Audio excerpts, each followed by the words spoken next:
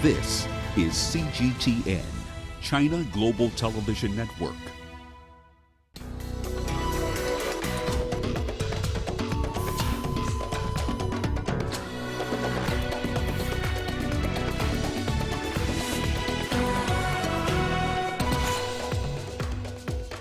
Chinese President Xi Jinping to visit Kyrgyzstan and Tajikistan from Wednesday. The presidents of Eritrea and Egypt meet in Cairo amid conflicts in Sudan and Libya. And Tunisia's security agency on high alert as ISIL group leader Abu Bakr al-Baghdadi appears in a propaganda video. Hello and a very warm welcome to Africa Live on CGTN. I'm Lindy Mtongana in Nairobi. Also coming up this hour, we take you to Uganda for the annual honey tasting show, now in its second year. And in sports, 11 times African champions Nigeria lose their opening FIFA Women's World Cup game 3-0 to Norway. Well, we start the program with news from China. The country's President Xi Jinping will pay state visits to Kyrgyzstan and Tajikistan starting Wednesday. This according to the Chinese Foreign Ministry.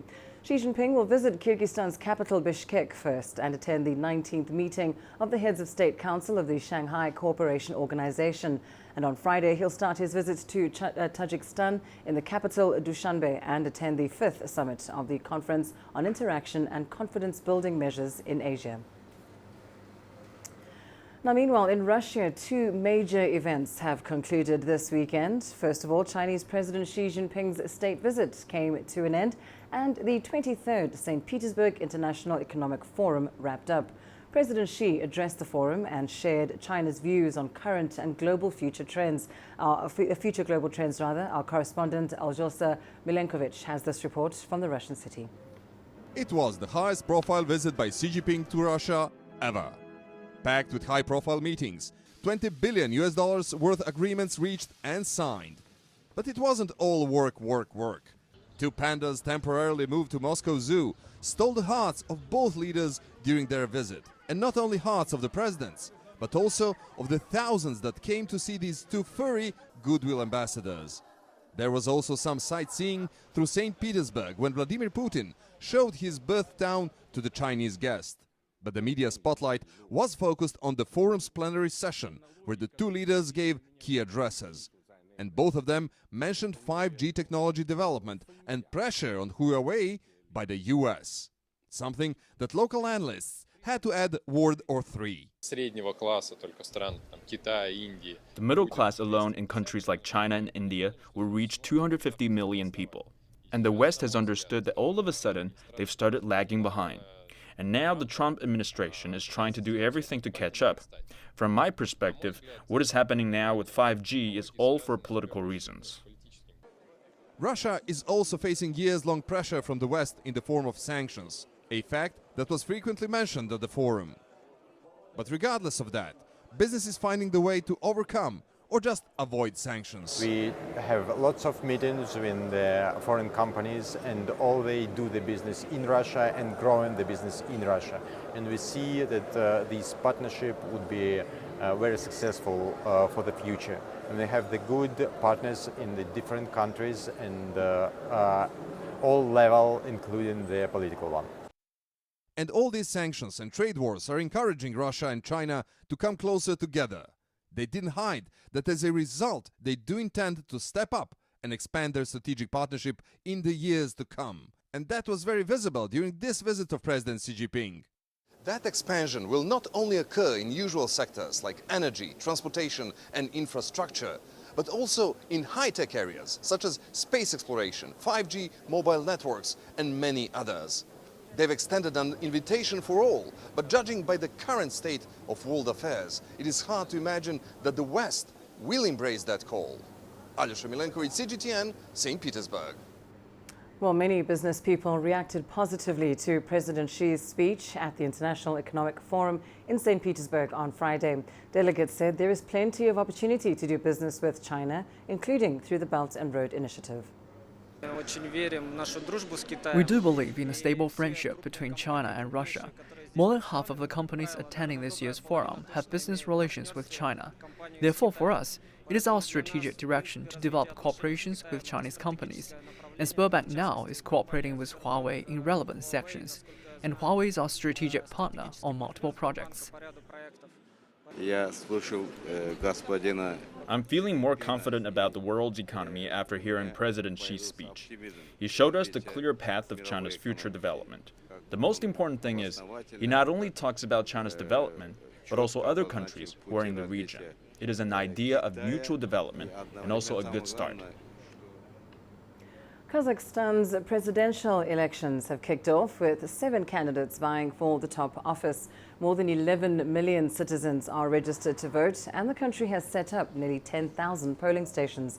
The Central Electoral Commission has invited over 1,000 international observers to monitor the voting process. Polls will close at 8 p.m. local time, and results are expected within a week. The election follows the surprise resignation of Kazakhstan's longtime president, Nursultan Nazarbayev, who led the country for nearly 30 years. CGTN's Michelle Bar-David reports.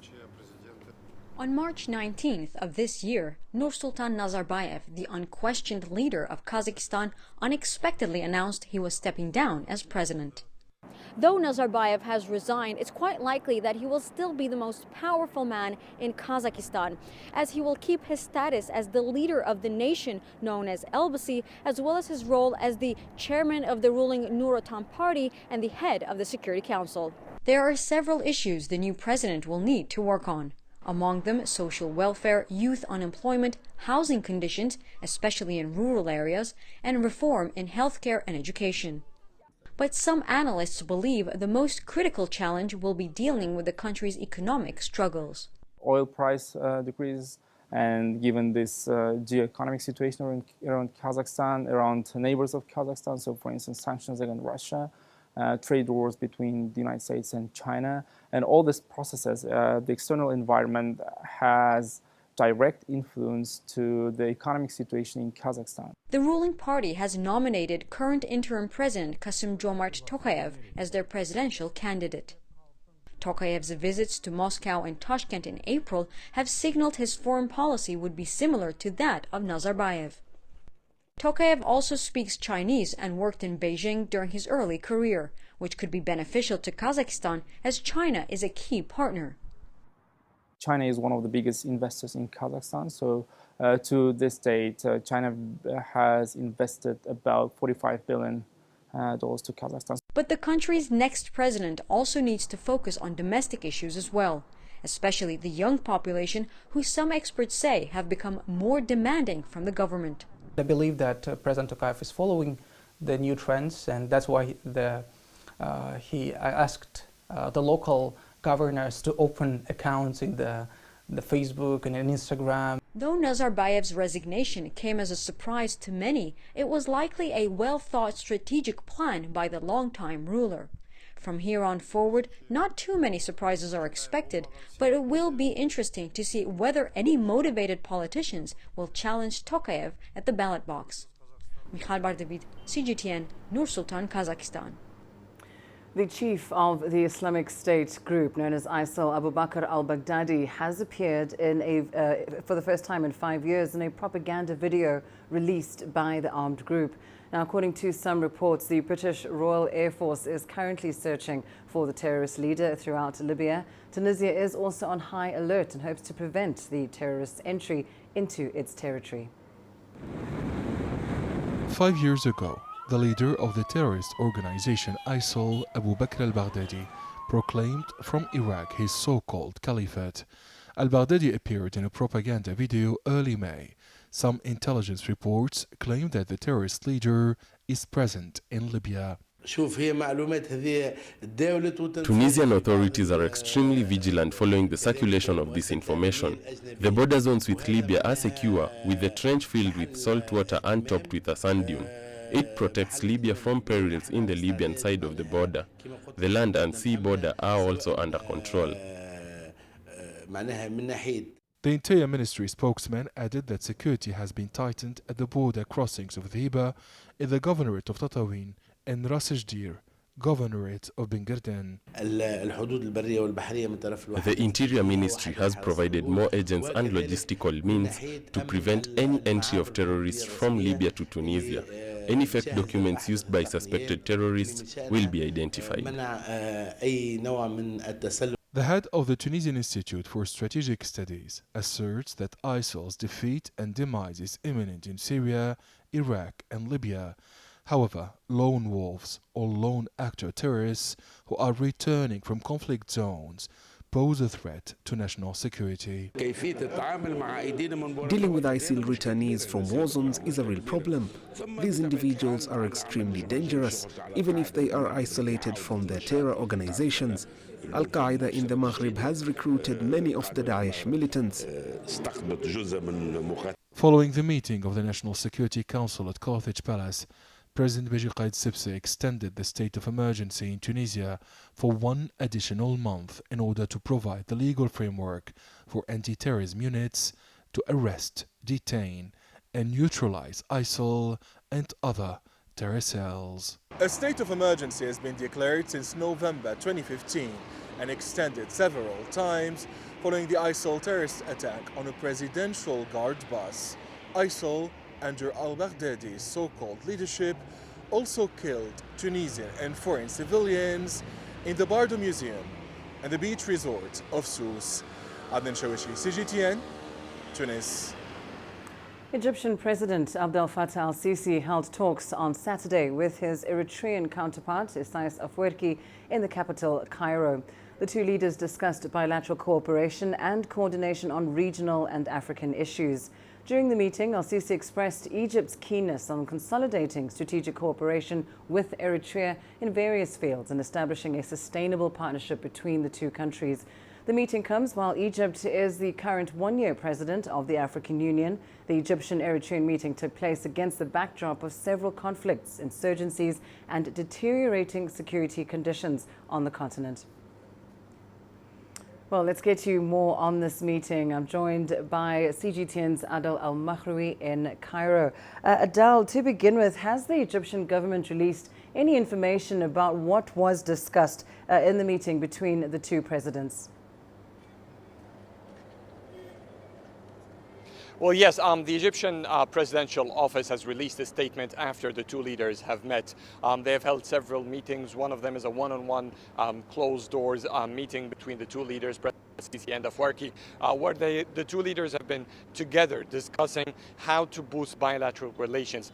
They want to work together on the files of common interest in the Horn of Africa and in the rest of the African region, to which the two countries should collaborate politically, economically, and boost the volume of trade and enhance these cooperation. Egypt has been quite a strong supporter to Eritrea. It has been one of the main regional players that has been lobbying internationally to lift the UN sanctions against Eritrea, which President Afwerki, during his meeting with al-Sisi, has praised Egypt's role in lifting the UN sanctions imposed on Eritrea. With that mentioned, the two countries have been quite keen to focus on maintaining stability and security in the region. And of course, on that note, we know this meeting took place against the backdrop of conflicts in both Libya and Sudan. Talk us through, firstly, Egypt's position on these two conflicts that are taking place at the moment. Well, Libya has not taken much of the talks. It has been discussed, of course, but has not given the same interest that the situation in Sudan is taking place. Of course, proximity and the geographic closeness to Eritrea makes Sudan more of a relevance than Libya. But in general, Egypt tends to back the military in troubled nations.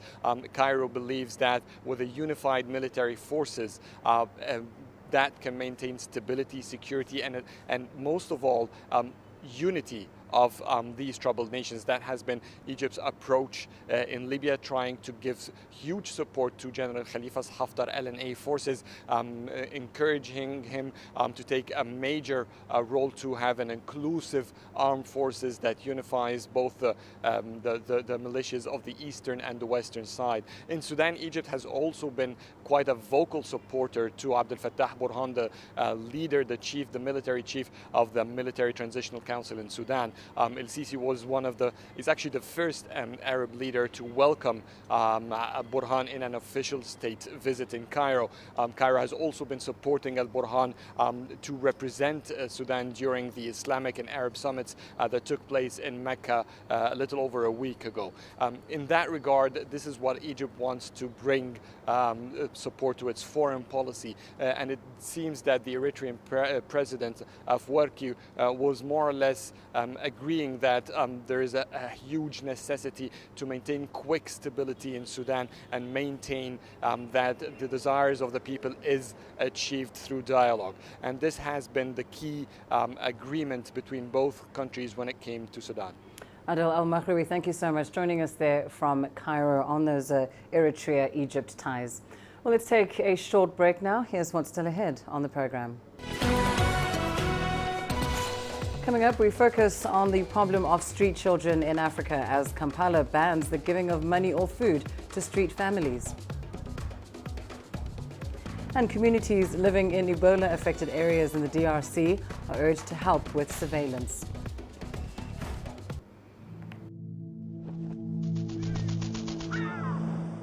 How will your world change today? What happens here? What happens there? Or what you make happen for yourself? If it matters to you, it matters to us too. Your stories are the stories that need to be told. Africa Live. Find your voice.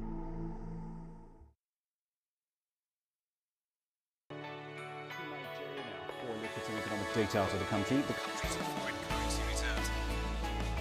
With a dedicated and diverse team of anchors, CGTN now brings Africa to the palm of your hand. I'm Penina Karibe in the heart of Nairobi, which is bustling. From everyday heroes to the continent's most powerful figures, we bring their voices to you. We haven't changed. And this is something most of us are very excited about. We bring you news that's changing perspectives. I'm reporting from Nairobi City Center. News that brings Africa to the world.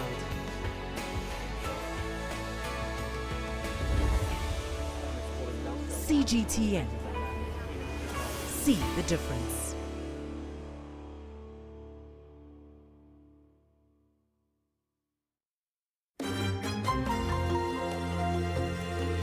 Africa Live.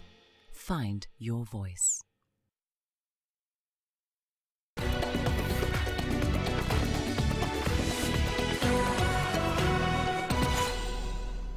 Let's go to Cameroon now, where reports suggest at least 8 people have been killed and several others injured in Ekona, a locality in the southwest of the country. Now, those killed have not yet been identified, but a military spokesman in a statement said that the army received information of the presence of several terrorists in the area and ambushed them on their way to attack a village. About 10 were neutralized and others escaped with serious injuries.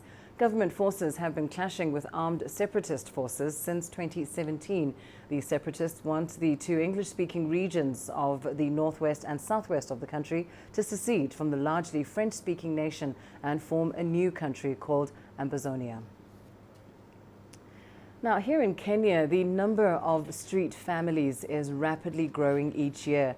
An organization in the country's capital, Nairobi, is, however, trying to assist families struggling to find resources to raise children so as to keep more children from the streets. CGTN's Wilkista Nyabwa has the details. They roam the streets of Nairobi in an intoxicated daze. These street children make up a significant fraction of the homeless of Kenya. Some end up in prison of a crime. Others die young on the streets. But a few find salvation in Good Samaritans. While children's homes serve an important function in taking children off the streets, one organization believes that the ideal situation is for vulnerable children to remain with their families, and it is trying to keep these families together. Over 30 children sing and dance and learn in this iron roof shack for at least 8 hours every day. But this is not your typical school. It is a rescue center for children at risk of ending up on the streets. The center is located in a low-income area in the outskirts of Nairobi. Raising children strains scarce resources, and in the most desperate situations, the children end up on the streets. We start our program by 7:30 so that their parents can be able to go to work and to do their other day-to-day activities. That's where Kenya Families Charities comes in. A Catholic nun, Sister Margaret Maitha, runs the program. She believes children thrive in family settings. In the African culture, the child is not meant to be for one person. Even if the uncle has died, even if the father has died, let the child be brought in the African family and transmit the African values. The parents are trained in income-generating skills.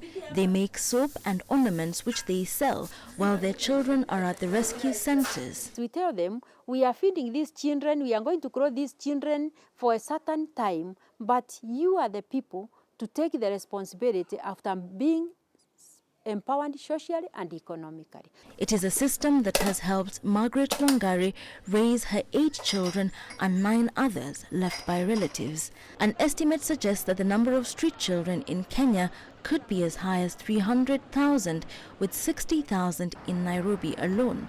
The City Council of Nairobi has begun to take these children to rehabilitation centers, while Kenya Families Charities enrolls about 30,000 children in day centers every year.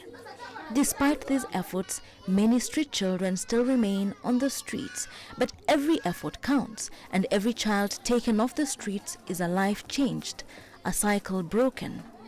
Wilkisangawa, CGTN, Nairobi, Kenya. Meanwhile, South Africa has made some significant strides in dealing with street children. While there are no official numbers on homeless children, the government strategy has been to provide safety and dignity to young people who don't have homes. There are many charity organizations in the country that provide soup kitchens, shelters, foster homes and care centers. CGTN's Julie Shire has more. Children living and working on the streets all over the world are exposed to crime and hardship. Homeless children easily fall victims to drugs, prostitution rings, and human traffickers. In Johannesburg's inner city, a non-governmental organization known as MOLD, Empower, Serve, helps where it can. Some of these children, their parents passed away. They are sent to relatives. The relatives don't treat them well, so they decide to remove themselves from the situation. Some of them, that's how they end up on the street.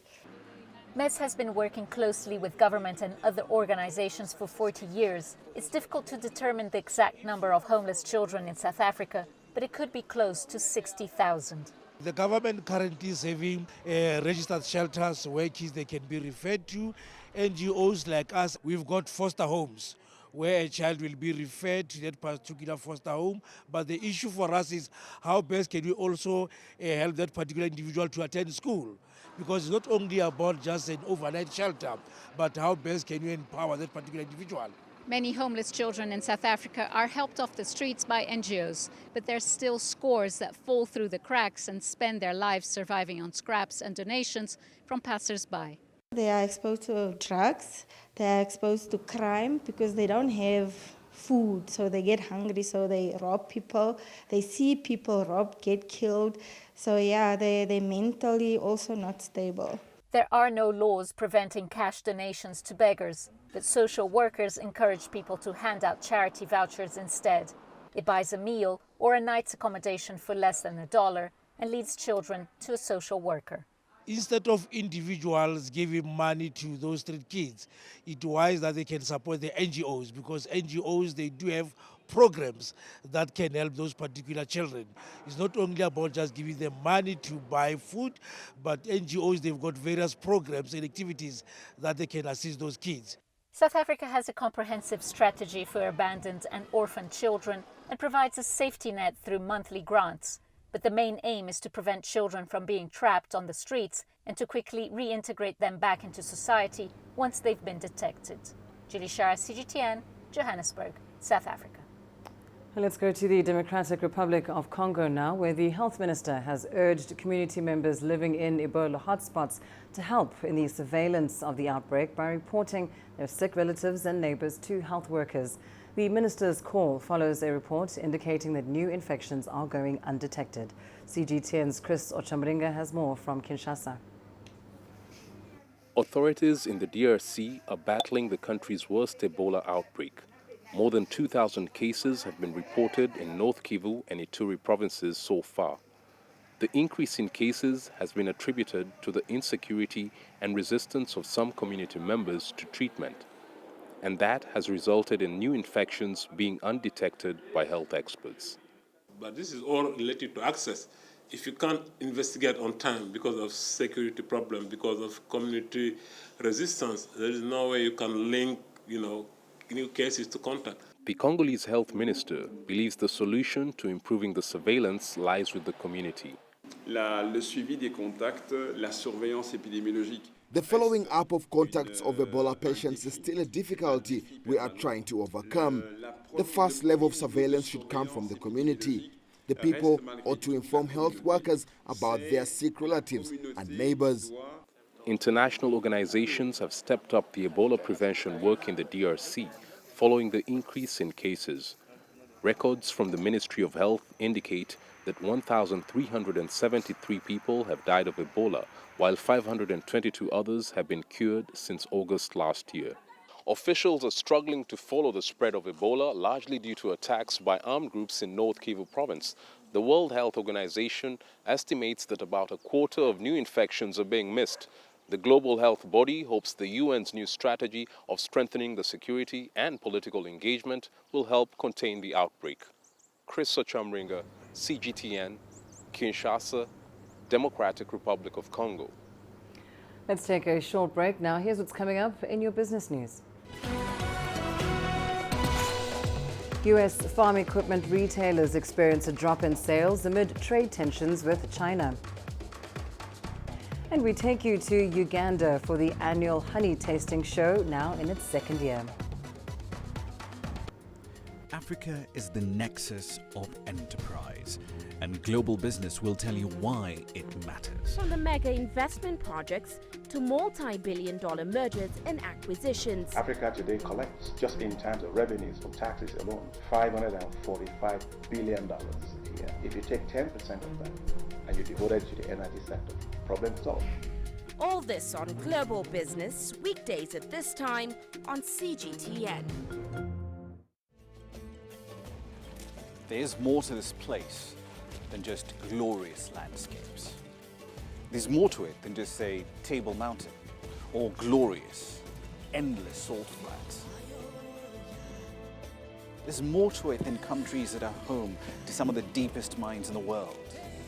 There is so much more to this place, even if it is home to some of the finest diamonds on the planet. It is the sheer diversity of the people who call Southern Africa home, and the relentless drive to make it a better place that make it so special.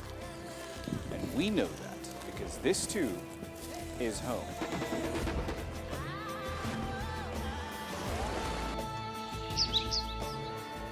No one knows Southern Africa like we do. CGTN, see the difference.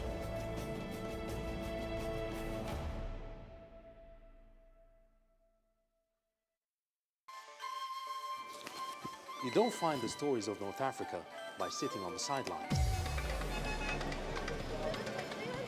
You got to get out, go there, and you'll find them. In the bazaars of Casablanca, among the crowds in Cairo, who come to visit Cairo, the ancient capital of Egypt. Along the waters of the Nile, along the sands of the Sahara. No one else will take you where we can in North Africa. No one else will show you what it's all about. CGTN, see the difference.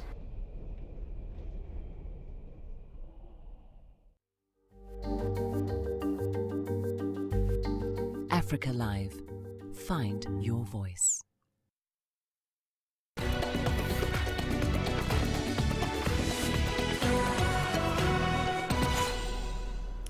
Business news now, and purchases of farm equipment in the United States have fallen sharply. Farmers say the current trade disputes and low commodity prices are to blame. But at least one equipment dealer in the state of Colorado says he sees some hope on the horizon. CGTN's Hendrik Sybrandi has more. Dave Hazlitt is a busy man lately. This service tech at 21st Century Equipment in Fort Morgan, Colorado, has no shortage of combines and other machinery to work on. As the fleet gets older and older, our parts sales and our service departments get busier and busier. Owen Palm runs 16 John Deere dealerships in Colorado and Nebraska. He says his customers are largely in fix-it mode these days when it comes to their farm equipment. It's really been our new sales that have been impacted. These are challenging times for American agriculture. Record crops have driven down commodity prices for the past 5 years or so, a trend reinforced with China no longer buying U.S. soybeans. Then a year ago, steel and aluminum costs went up. That's when President Trump announced the first round of tariffs, and everything just came to a screeching halt at that point. Deere experienced increased cost of materials. They passed those costs on to the dealer, and the dealer, of course, tried to pass those costs on to the customer. And many customers put new purchases on hold. The U.S. Commerce Department says farm equipment experienced its sharpest drop in sales in 3 years in the first quarter of 2019. John Deere first predicted that farm equipment sales would grow by 4% this year. It's since downgraded that to 2%, which means $464 million less in tractor and harvester purchases. This is a washer, a brass washer, and these are nuts and bolts. Terry Trim had just driven 80 kilometers to buy parts for her wheat combine when we met her. We don't buy new, we buy used, and we fix them. That's the way it is. She says lots of farmers in this capital-intensive profession do the same. Machinery costs go up, a $750,000 cotton picker and a $500,000 combine. It's tight. It's tight. The drop in commodity prices has put a lot of pressure on balance sheets, and I think our customers are getting a lot of pressure from their lenders not to make any major capital purchases. Palm held off on hiring for a while, but has started aggressively recruiting potential employees. He has plans to upgrade several of his stores. With lots of farmers eager to take advantage of new technology like artificial intelligence in their operations, he believes his industry is finally moving into a replacement cycle. We're optimistic that this is going to pass and that we're on to better days. Stable prices and trade certainty equal farmers who are ready to spend. Until then, the service techs will have their hands full. Hendrik Sybrandi, CGTN, Fort Morgan, Colorado. The United Nations Economic Commission on Africa released its annual report on African economies. The report underscores the ineffective administration of fiscal policy in Africa as a barrier to progress towards achieving the Sustainable Development Goals. In addition, the report outlines the need for long-term diversified trends in resource mobilization for sustained development. The launch of the Economic Report on Africa 2019 focused on the fiscal policy for financing sustainable development. UNECA highlighted the need for mobilization of domestic revenue as a way forward to get financing for SDGs. We know that external funding remains important, but African countries have to rely increasingly on domestic sources of finance in order to finance the Sustainable Development Goals. In particular, in our estimates, there is financing gap of 11% of GDP, gross national product, for African countries to meet the Sustainable Development Goals. The tax to GDP ratio in Africa stands at 15.4%, which is low compared to the international level, which is about 30%. The report suggested African countries need to increase their domestic revenue by creating platforms for taxation of untouched sectors such as the digital economy or online businesses, agriculture, the natural sector, and taxing the government itself. The report also advised governments to bridge the gap between their earnings and expenditure that led to the heavy debt burden. Despite the fiscal reforms that implemented by many African countries between 2000 up to now, they have failed really to achieve their objectives. The increase between what you earn, your revenues and your expenditure, is really very dangerous. Because what the African did, they started to accumulate debts in order to fill this gap. And that's why now we started really to see alarming signals when we look at the external debt levels in Africa. The introduction of digitalization of taxation or e-taxation has been highlighted in the report to help African governments' revenue increase by up to 6%. The report also applauded Rwanda, South Africa and Kenya for using digital systems in their taxation process that led to an increase in their annual revenue by up to 20%. Governments from all over the world made commitments during the third International Conference on Financing Development here in Addis Ababa through Addis Ababa Action Agenda on Financing Development to really support African countries, especially low-income countries, to enhance their capacity to mobilize domestic resources. And this is where external support should focus on. It should focus on leveraging the capacity of African countries to mobilize and better use more of available domestic resources. According to UNECA's report, Africa's economy grew by 3.2% in 2018, down slightly from 3.4% in 2017. The continent's growth is expected to pick up to 3.4% in 2019. However, this growth rate is not sufficient to achieve Africa's ambition of eradicating poverty by 2030. Achieving SDGs needs 7 to 8% annual growth for the continent to realize this goal. Beryl Oro, CGTN.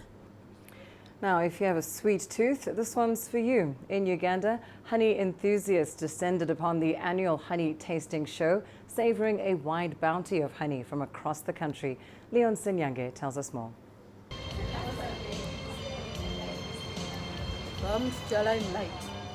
As sweet as honey. With every scoop, a delightful pleasure. For Anne and Fraser, it's been a thrilling experience testing Ugandan honey. And there's a garlic one as well, which I really want to try because I think that would be really nice with like savoury stuff. So I didn't know there were so many different flavours, tastes. Really nice. The unique array of honey flavours got Alexander Chiza buzzing. My favourite is the one with the OD, or we call Pia. This, it has been so wow because I've been taking OD without honey. But now when you get it and it's mixed up with honey, it adds on the already sweetness that's there. The honey testing event is in its second year. It aims at promoting honey and other honey products. It is gradually catching on. The several varieties of honey here have teased the revelers' taste buds. The focus now for the exhibitors is to get more honey into people's homes. Sandra Ejang is a bee farmer and honey entrepreneur. Ejang is the brains behind the honey testing event. She says increased healthy eating habits among Ugandans have led to more demand. Honey is a very big thing in our homes because it takes care of all those issues. It helps to prevent the common cold, taken regularly. It is a good bread spread. You don't have to buy Blue Band, so you keep the family healthy. It's an alternative for sugar. According to the Uganda Honey Beekeepers Association, over 5,000 metric tons of honey is produced per year. Improving bee farming could increase the stock-ups, and with that, plenty to savour for the honey lovers. Leon Senyange, CGTN, Kampala, Uganda. Since its establishment in 2016, the Chinese Overseas Home, located in Changsha's high-tech zone, has been operating an economic and trade service center in Africa. So far, the Chinese Home has helped more than 900 Chinese companies to enter the African market, 10 of which have invested more than $20 million each in Africa. It's also helped more than 50 African institutions conduct market research in China, driving African exports worth more than $10 million to China. Chinese Overseas Home is a bridge connecting Chinese people working abroad with local business organizations. At present, our WeChat account has 80,000 followers and is currently the largest platform for this group. Well, that's where we leave your business news. Time for a short break. We'll be right back. Join us in Global Business and see Africa through our eyes. The greatest journeys,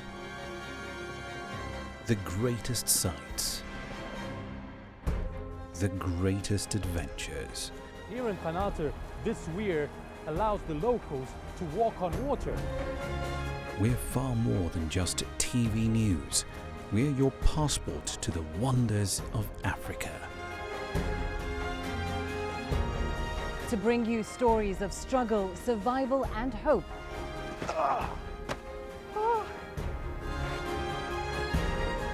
So let's explore.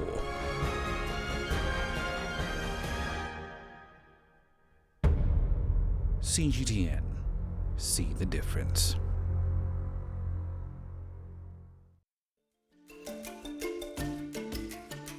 Africa Live. Find your voice.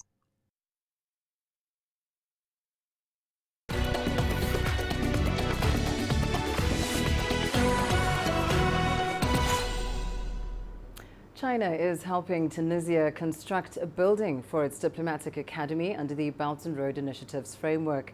In February 2018, China and Tunisia inked an agreement to construct a building for the academy. The complex covers an area of 2 hectares and will upgrade the academy's teaching environment and provide venues for diplomatic activities. Tunisian President Beji Qaid al-Sibsi has welcomed the China-funded project of the Diplomatic Academy in Tunis. The construction works will start next July and will last 24 months. Congratulations, we are waiting for this project. This gift will not require anything from the state. The head of state has familiarized with the project components and the model of the Diplomatic Academy to replace the Diplomatic Institute for Training and Studies. The academy will be constructed on an area of 16,000 square meters. 12,500 meters will be built with a conference room for 600 people, several amphitheaters, classrooms, and even studios for professors and academics. The academy will provide a platform for the training of diplomats and senior Tunisian officials, as well as African and Mediterranean diplomats. The academy will also train all civil servants from other ministries who deal with foreign states and institutions, as well as the civil society. Our goal is to transform the academy into a platform in the region. At the research level, the establishment will be equipped with laboratories to monitor regional and international news. It will be monitored by Tunisia's Foreign Ministry. According to the Minister of Foreign Affairs, the China-funded Diplomatic Academy of Tunis will include foreign language learning centers for Tunisian diplomats. It will also offer Arabic and Chinese courses to diplomats from Europe and Sub-Saharan Africa. Adnan Shawishi, CGTN, Tunis. Female artists from Nigeria, South Africa and Hungary are exhibiting their work at the Sister Art exhibition in Lagos. The showcase is designed to promote women in art on the continent and help them network and learn from each other.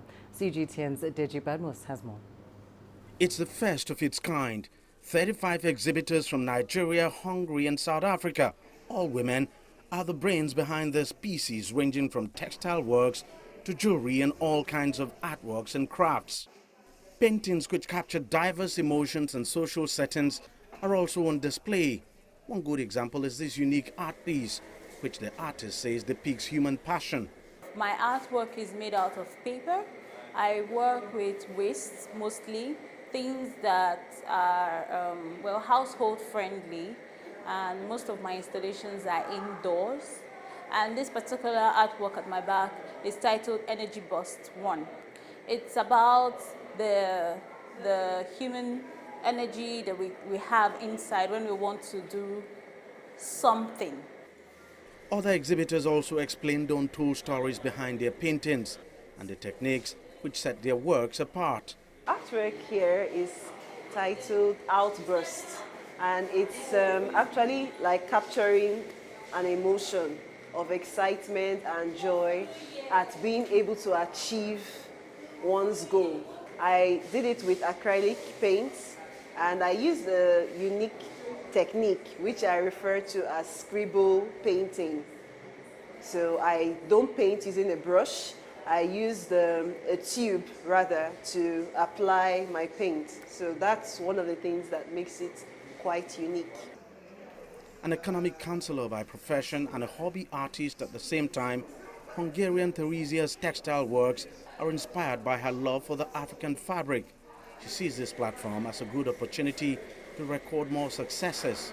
I hope this kind of initiative, this Sister Art, is an international initiative for women artists. It could be a very good platform to improve the knowledge and the opportunities also for Nigerian women artists.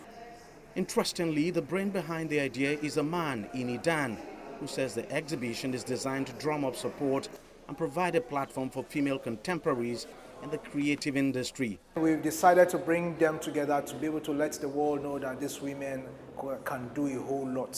So it's just giving an opportunity for women to be able to showcase their sense of creativity. We intend reaching out to as many countries as possible. It's a great initiative. We have a lot of up-and-coming artists here and some inexperienced or less experienced ones. And this is a platform where they've all been able to come together to learn from one another and to project their talents. So I think it's very wonderful, and even more wonderful that it's a man who came up with the initiative to celebrate us women. It's indeed a great idea and a beautiful platform for especially African female artists. The organizers plan to make it bigger next year by attracting more female artists from across the continent. Deji Badmo, CGTN, Lagos, Nigeria. And coming up in your sports news, up next. 11 times African champions Nigeria lose their opening FIFA Women's World Cup game 3-0 to Norway. Africa, where champions are made, records are broken, legends are born. We're there for every goal, for every knockout,